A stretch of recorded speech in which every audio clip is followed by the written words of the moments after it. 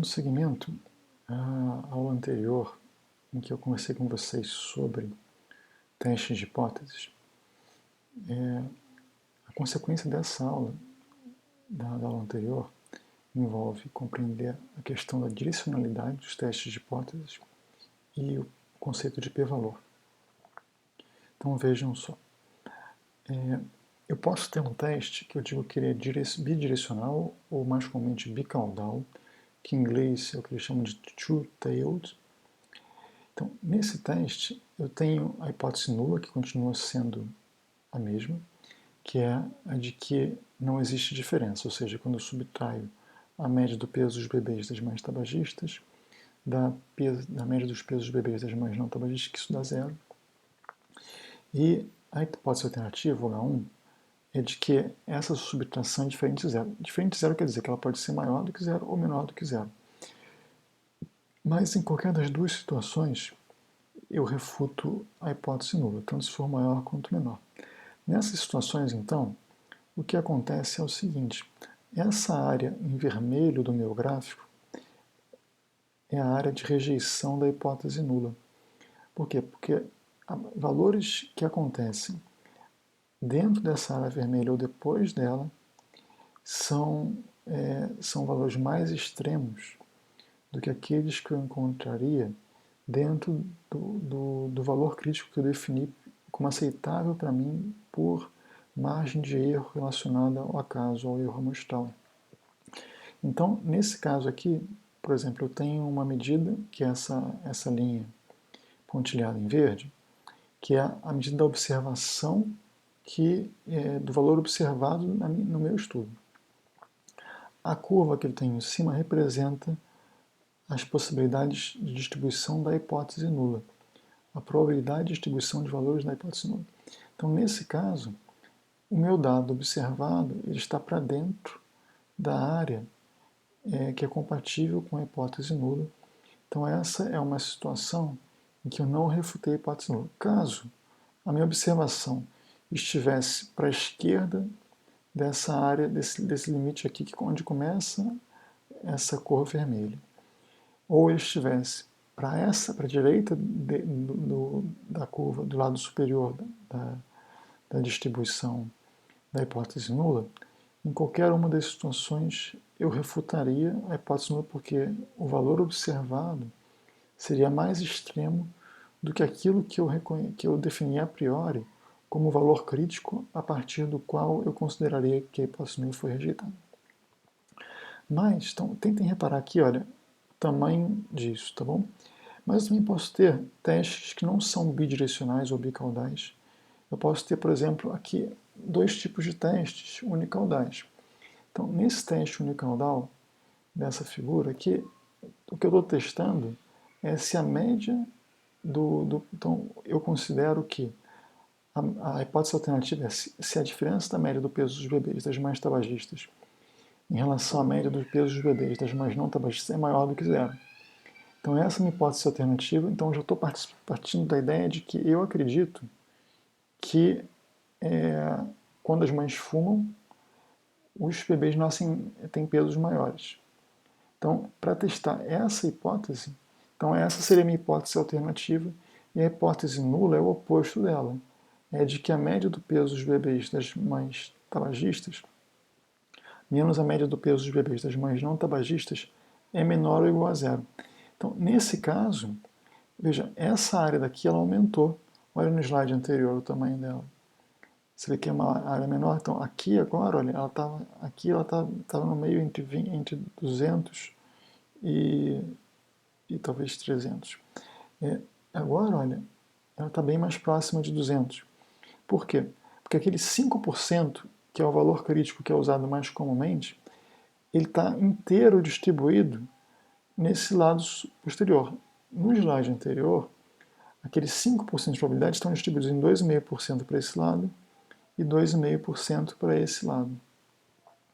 Então aqui, veja, eu tenho de novo uma situação em que o valor observado ele não está além da minha área vermelha, ele não ultrapassou o meu ponto crítico, E num teste unicaudal só tem um ponto crítico, enquanto no bicaudal tem um de cada lado.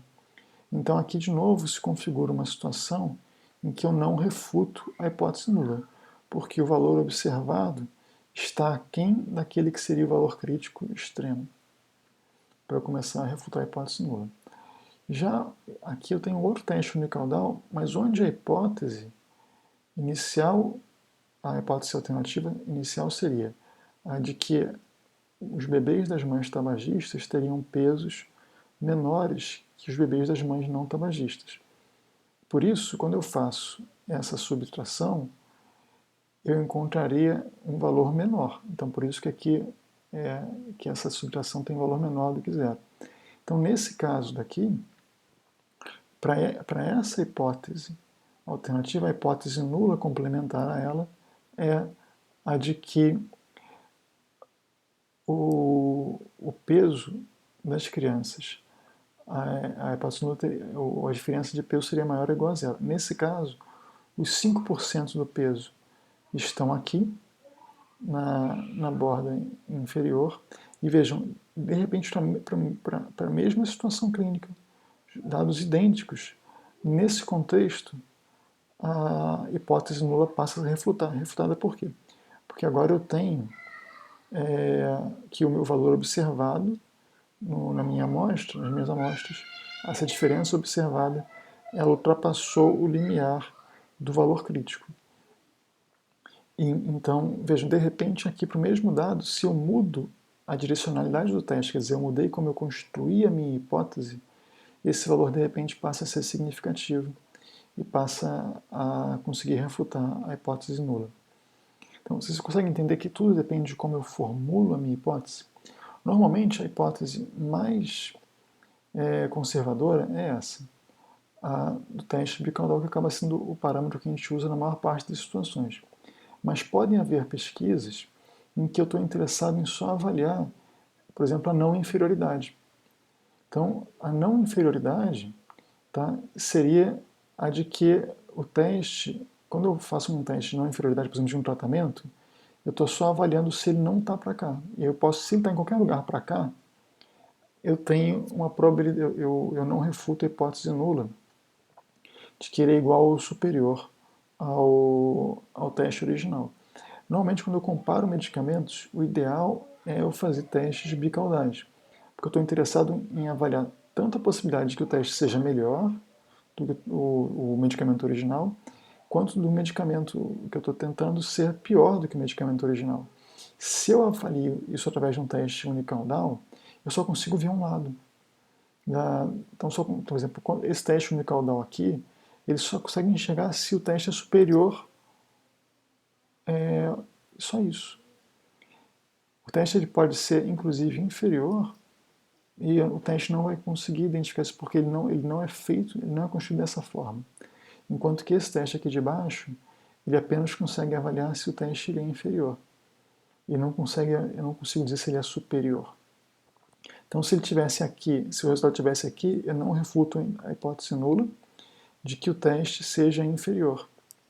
De que o teste é igual ou superior. E ele pode ser, tá dentro dessa parte aqui no meio, pode estar lá no extremo e vai ser igual. Então, eu espero que isso tenha ficado claro e é possível que vocês tenham dúvidas ainda com isso e a gente pode conversar mais na discussão síncrona. Uma consequência natural disso que eu mostrei para vocês agora, a gente entra no conceito de p-valor, que é um conceito que é centrado na perspectiva da hipótese nula.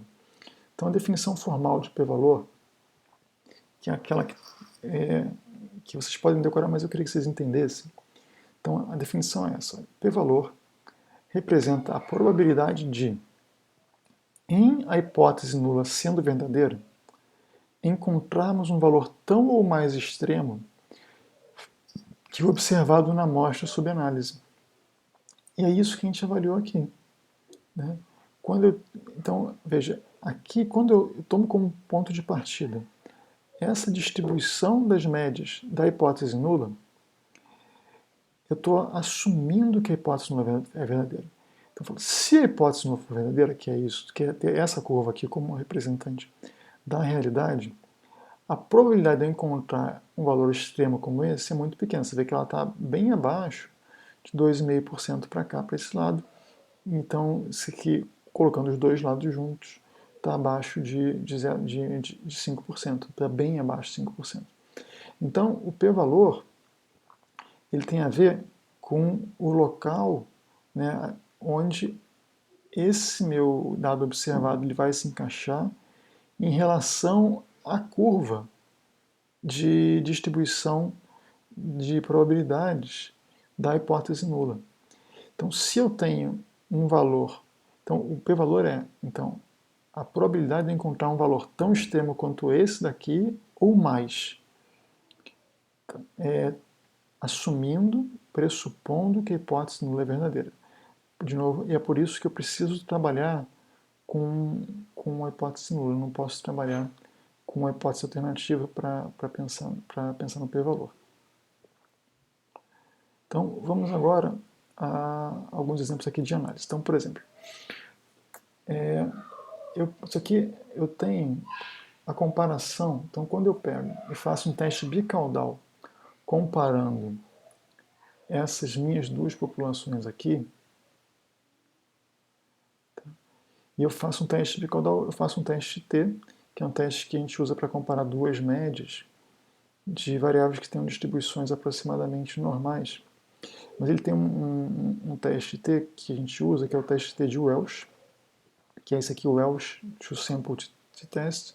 O teste T de Welch ele faz uma correção para situações em que as amostras não tenham distribuições normais, e o único requisito para você poder usar ele é que você tenha uma amostra razoavelmente grande de pelo menos 30 pessoas. E aí, nesse caso, é possível usar o teste T também. Então veja, aqui eu tenho um teste bicaudal comparando o peso ao nascer de filhos de mães tabagistas com os de mães não tabagistas. Então aqui é o que o software me devolve, então é o output do software. Então ele está dizendo, olha, a média no grupo dos filhos de mães que fumam atualmente foi 3.235, eu tinha mostrado antes. E a média no grupo nunca fumou foi 3.480. E aí ele calcula um p-valor, tá vendo? Esse aqui é 9,632, esse E menos 15, quer dizer que é esse número com 15 casas decimais para a esquerda. Então seria 0,0000000 até chegar no 15º número, entraria o 9. Então é um p-valor muito pequeno. E a hipótese alternativa dele, olha, é que a diferença verdadeira nas médias não seja igual a zero, ou seja, um teste bicaudal. E ele me dá um intervalo de confiança de 95% por valor da diferença entre essa média e essa média. E o intervalo de confiança vai de menos 307 a menos 184. Então vocês veem que o valor da diferença ele não cruza o valor do zero, que é o da ausência de diferença. Isso para aquela amostra que eu tinha de 400 e poucas pessoas no grupo fumante e de 500 e poucas pessoas no grupo não fumante. Então, aqui nesse teste bicaudal, é isso que eu tenho aqui. Então eu tenho uma curva, que é a curva da hipótese nula, eu tenho aqui em vermelho as áreas em que eu refuto a hipótese nula, que são daqui para cá, e essas curvas aqui elas se estendem à direita para o infinito e até aqui também ao infinito, embora os valores fiquem cada vez menos prováveis. Então a gente consegue ver que aqui está muito fora dessa área, e é por isso que eu tenho esse p-valor aqui, que tem 15 casas decimais. Então ele é muito menor do que os 5% que é convencionado, que se usa convencionalmente. Agora, como é que seria um teste unicaudal? Então aqui eu estou fazendo um teste unicaudal e eu quero avaliar se a diferença é menor do que zero, ou seja, eu quero avaliar se o peso das crianças cujas mães são tabagistas é menor do que os das mães não tabagistas. E aí eu estou então fazendo um teste unicaudal avaliando a inferioridade. Esse teste aqui, de novo, eu refuto a hipótese nula. Por quê? Porque o valor observado está bem à esquerda do meu ponto crítico, mostrando que a probabilidade de observar um evento dessa magnitude ou menos, dessa magnitude ou mais extremo do que ele aqui para a esquerda, é muito menor do que o 0,05 convencionado usualmente. Você vê que aqui ele revela para mim que a, a, a diferença da hipótese, a hipótese alternativa, é de que a média é menor do que zero, que é desse lado aqui. E veja que o intervalo de confiança dele agora ele vai de menos infinito a menos 194, que de novo não cruza a medida do zero, que é a medida da ausência de diferença. E o valor das médias continua igual. Já para o teste unicaudal, em que eu estou avaliando que minha hipótese alternativa é de que as médias, a diferença de médias é maior, que é o que está aqui, a diferença das médias é maior do que zero, em que seria um teste unicaudal de avaliação da superioridade. Então você vê que nessa situação o valor observado ele está aquém do meu valor crítico e por isso eu não posso refutar a hipótese nula de que esse valor não é superior, quer dizer, ou seja, ele é igual ou inferior a zero. Então aqui que seria, e você vê que aqui, olha, o p-valor agora ele deixou de ser um p-valor minúsculo e virou um p-valor da unidade, quer dizer, ele é 100% de certeza de que essa observação é compatível com a hipótese nula de que, é, de que isso aqui não é superior. Tá bom? Espero que essa questão tenha ficado clara e que com isso a ideia do p-valor também tenha ficado clara para vocês. Esse é um conceito estatístico muito importante. E eu espero que na discussão 5 a gente consiga conversar sobre alguns aspectos relevantes em relação a isso, tá bom? Mas não deixem de perguntar e anotar suas dúvidas. Muito obrigado.